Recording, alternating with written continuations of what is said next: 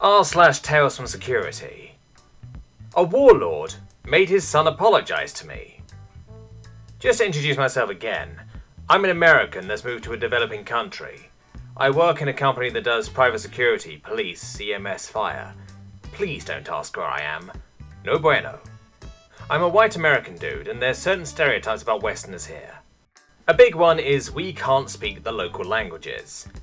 I don't mean that we don't speak the local languages, I mean some locals actually believe that it's biologically impossible for us to speak the local language.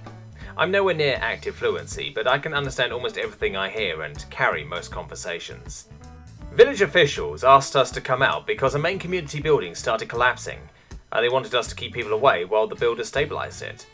They were also worried about the potential of vandals using the building's structural instability to cause more damage to it.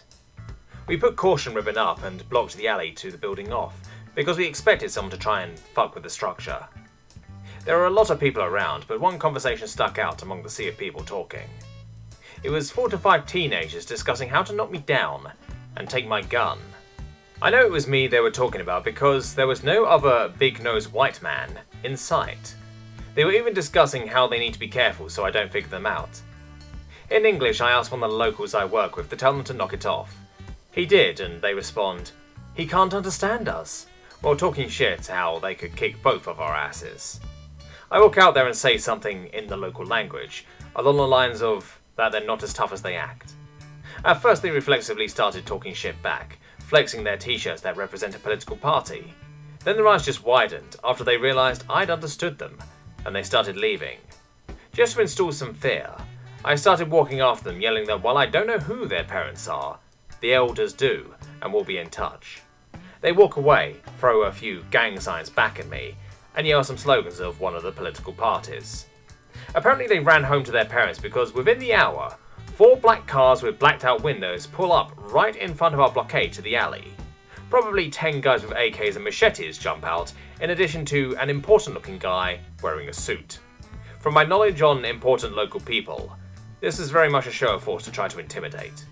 He got right up in my face and started yelling at me how if I hurt his son, he would have me killed. After a bit of tense discussion and negligent flagging by idiots with AKs, it became clear that the actual events versus whatever the son portrayed them as were very different. After I told him what the group his little shithead son is a part of did, and my story collaborated by the other 50 people standing around, he left. Not a half hour later, son and dad came back around, this time dressed down in a beaten up truck, without bodyguards. Dad was guiding the kid around by having a fistful of the kid's hair, and had a switch that was, very obviously, used on this kid. He forced the kid to apologise to me, then they left.